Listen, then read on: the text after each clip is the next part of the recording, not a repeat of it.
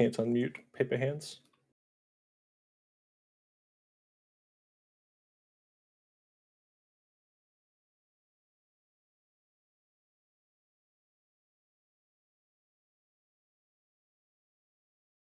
There we go. There we go.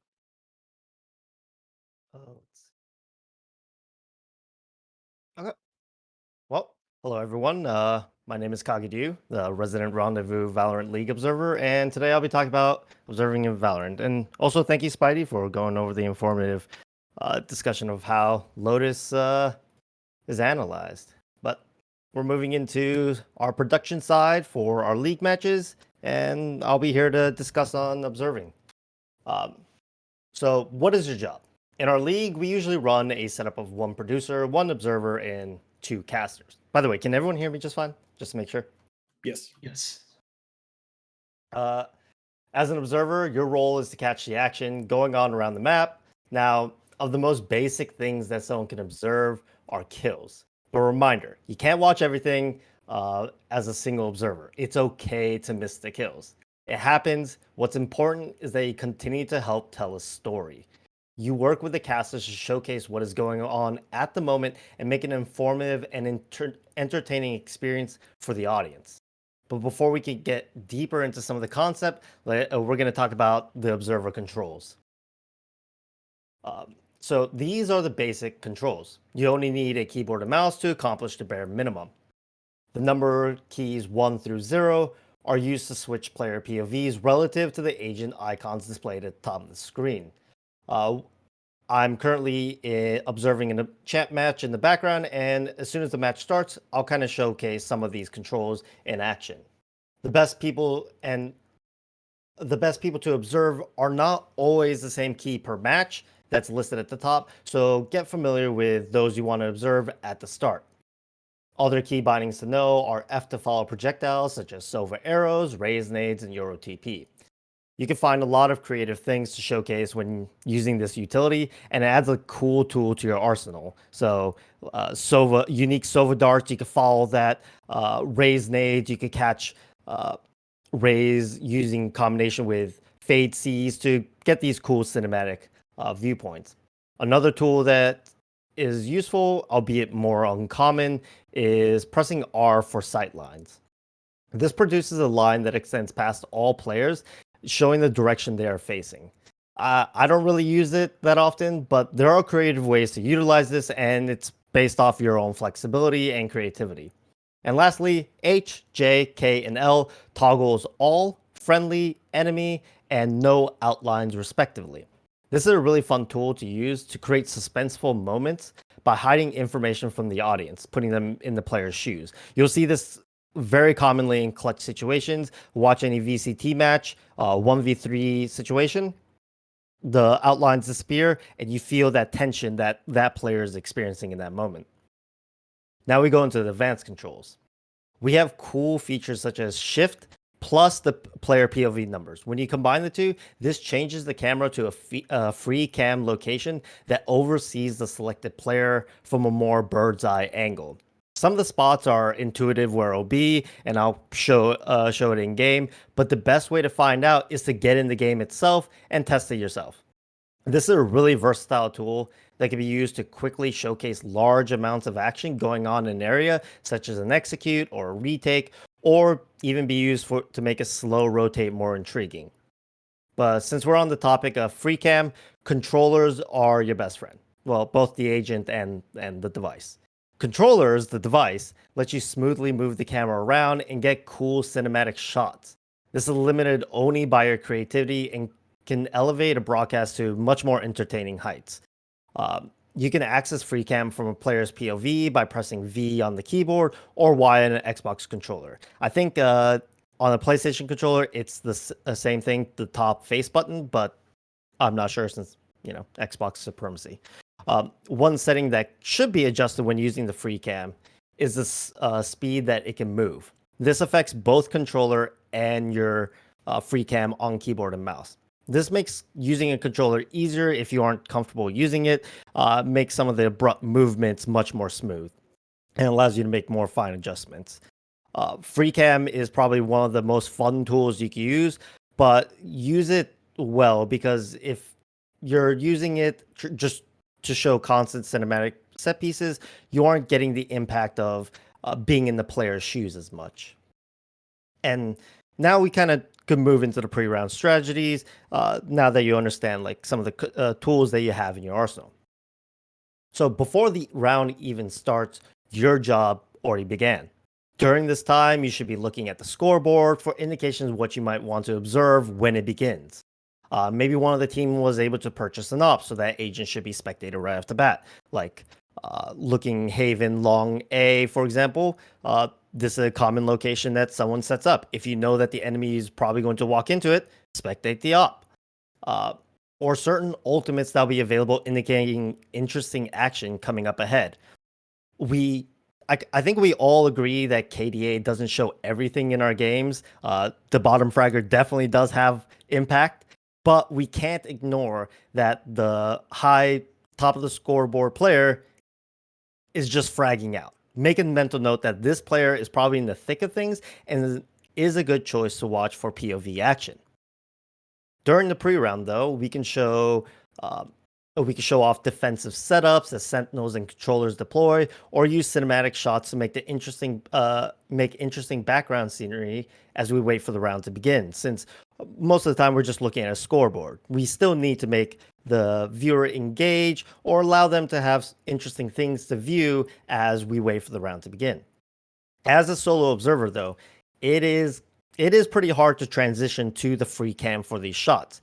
So I like to use replays to quickly get into position for my panoramic scenes. So Illegal Orphan is typically calls out his replays, and once he does, I know to immediately think of where is a close cinematic shot that I like to showcase, or maybe set up for a free cam that could be set up for an exciting execute, as I know everyone's ready to push down long C or right into sight on a rush. Also, using the preset free cam locations, you can kind of seamlessly pan over as if you had free cam ready. So I'll show this as soon as we get in game, but if you have your controller pushing forward as you instantly turn into a free cam location, it'll seem like another observer was already ready and moving with the free cam. So now the round started. Fights are about to begin. The minimap is your friend. I spend majority of the cast staring at the map, so make this thing as large as possible. You want as much information from this map. You'll be able to see all the player view cones, and this is one of the easiest ways to tell where kills happen. If view cones overlap, that means these players see each other, which equals action. But you should also anticipate the action. It's quite jarring to switch from the POV of a player that is moments away from entering an engagement without any preparation. The audience could be whiplashed from a calm environment on one side to someone getting a raised rocket in the face a second later. Try to predict who in the engagement will also win their duel, so you don't end up in a scenario where you go from one dead body to another. It's kind of it definitely makes me panic when the person I'm spectating dies. I switch over, that person dies over and over. I feel like I'm bad luck, but also it's not that enjoyable because the viewer is just a dead body constantly. Yeah, and you can use your in-game knowledge to help you out. If a Phoenix is prepping a flash around the corner, then they are better to spectate than the one on the receiving end. They'll most likely win the duel. And a lot of utility is the same way. If Fade's throwing the dog out, she might not be getting the kill, but the person who's acting upon the dog in front of her might. So that's a good person to spectate. You can also use creative free cam angles for site executes, team rotations, or even off angles to show both teams only separated by a wall. There's plenty of times you ever see, especially on VCT matches, that there's a team on an eco buy. One person's sitting right at the exit of a choke point with a shorty, and then the rest of the enemy team, is on the other side waiting to run out. If you set up a nice angle, you could kind of showcase both of them on either side, unaware of each other's existence, but create that expectation, the anticipation that something is about to happen, and the audience gets ready. And the most important thing is be creative, but be informative. You're not only entertaining the audience, but assisting the casters with information that is about what is happening.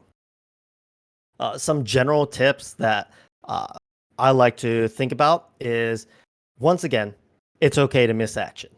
It's going to happen. You're a solo observer most of the time, and it's impossible to catch two different engagements that are happening on either side of the map simultaneously. Don't get flustered if you're missing some events, and just find the next beat that's coming up.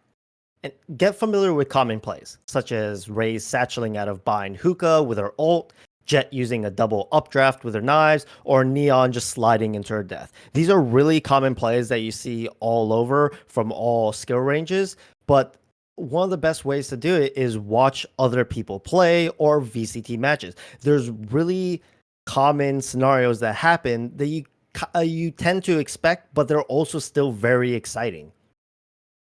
Uh, you'll get familiar with what to expect, and honestly, this will help you in your own game, so win-win, so why not? Then we have clutch situations of like what I talked about earlier, 1vx. Typically, you want to watch the last man standing and even incorporate removing the enemy outlines to create that previously mentioned tense situations, but be flexible. If someone on the minimap is working their way up behind the last person standing and attempts to get like a cheeky knife kill, that's probably more entertaining to watch than the person slowly walking their way up, checking lefts and rights. And the ones with guns are typically more exciting to watch. Yeah, the attackers might be the one making the aggressive push, but if they're a 5-man rush with classics into someone with an Odin, like maybe it's a 5v2 hit on sight, but the player with more firepower will probably more likely win. So watch them. That's typically more exciting. But I have to reiterate, be flexible. Although one team may have the economic advantage with Phantoms, Vandals, etc., a Stinger Rush is still fun to view. And even with the most recent nerf, people are probably still going to buy economic weapons like that. And it makes it for a fun viewing experience. And one of the best ways I practice overall is to join customs and work on the craft. An observer, you always want to place yourself in the shoes of the viewer. What do you want to see?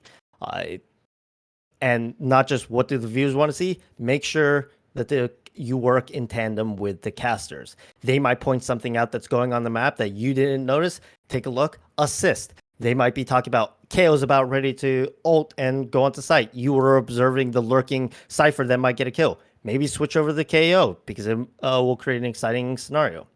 But overall, most of the information I get and how I started observing was from Yeti's observer notes, literally just this. It's a 30-page Google document that covers a lot of the topics that I talked about in this slide and goes more in depth and showcases specific examples from multiple VCT matches, showcasing a lot of the techniques that I just talked about. It's a really great source of information and definitely recommend anyone look it up. And also, all these observers, I personally DM them on Twitter just to get my start, and they were more than helpful and willing to answer any questions. So if you're wanting to get into this or into production itself, into a higher level, feel free to reach out to them. They're incredibly friendly. They like to help the community out, and yeah, I recommend it. Any questions before we jump into the game and kind of go over some of the examples?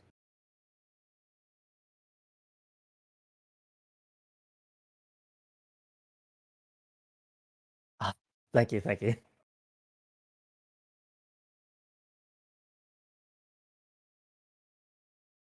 If we have no questions, let's start the game. So currently, I'm spectating Spate Esports and Performance Issues. So thank you, Performance Issues, for and Spate Esports for allowing me in this. Uh, so right here, round ended. So we're about to enter the pre-round. At this point, we typically have the producer showcasing the scoreboard for the viewers to see, and I would have my own scoreboard open and I would start analyzing. What do we know here? We have the attacking team has a full set of guns, and Raze has a rocket. So I'm expecting either utilization of the rocket to satchel in, but the Raze is going towards mid, so probably not a good place to immediately blow it out. So we watch them. They're doing a slower push. Maybe, nothing's really happening. We could even go for a showcase to show that everyone is here, and even, hey, the boombot's going. If it was going in a more interesting route that actually went up and was successful, we could even follow it. But alas, that's not happening. So at this point, you just kind of have to judge. We see an Viper pushing up towards a main. Is this a good place to watch? Maybe, but we're about to see engagement at mid. So you have to kind of use your judgment here of what is the next thing that's going to happen. They're backing off towards mid. Viper's pushing up. We get this kill maybe. They're backing off. And now we caught the Viper kill. This I probably wouldn't recommend too much just because we did catch a kill, but it was pretty abrupt. So it was that whiplash moment that we were talking about earlier. Now we have an engagement towards mid. She gets naded, and we can watch the pressure that Sky's receiving. Now, if she gets this kill, very exciting. There we go. We know that she might have the engagement because she's getting peeked into. But these are the things that you would understand just by watching and playing the game. Learn these specific tendencies that players have. Maybe a player will push out of a smoke regularly. They might be a fun one to watch. And also, don't be afraid of just staying on one character and maybe getting that cool clip.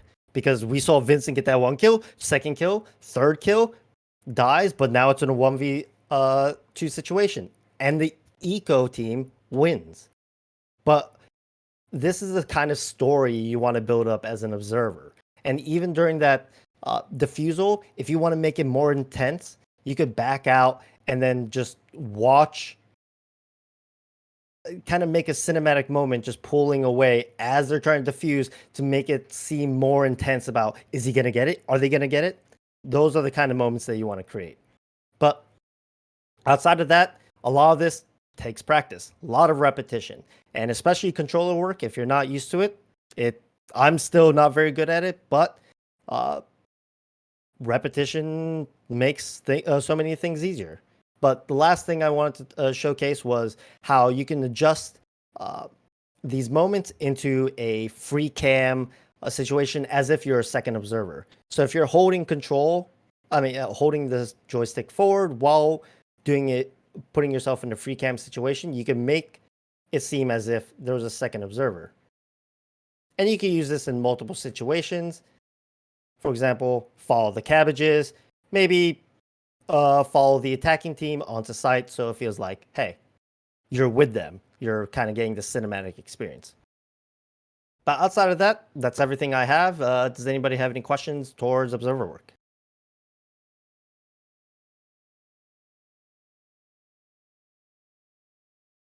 There are no questions. Thank you everyone for watching and listening. I'm always available to answer any questions or to work with someone on observing. But I believe after this, we also have production. Of course, if anyone also wants the notes from Yeti or my PowerPoint itself, feel free to ask. I'm always willing to hand out information.